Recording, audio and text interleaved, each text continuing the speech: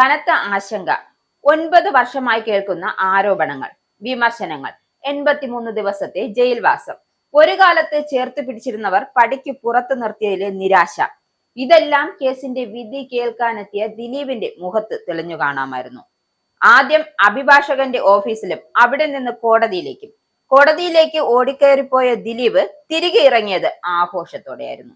കുറ്റവിമുക്തനാക്കി എന്ന വിധി ആഘോഷിക്കുന്ന ആരാധകർക്കിടയിലേക്ക് കൈവീശി ഇറങ്ങി ദിലീപ്. മാധ്യമങ്ങളെ കണ്ടപ്പോൾ തന്റെ ശത്രുപക്ഷത്ത് ആരൊക്കെയാണ് എന്ന് വിളിച്ചു പറഞ്ഞു.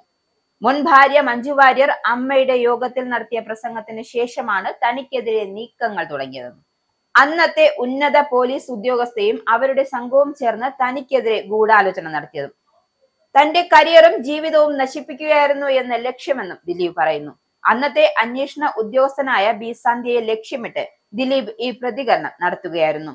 തന്നെ കുരുക്കിയവരെ വെറുതെ വിടില്ല എന്ന സന്ദേശം തന്നെയാണ് നൽകിയിരിക്കുന്നത്.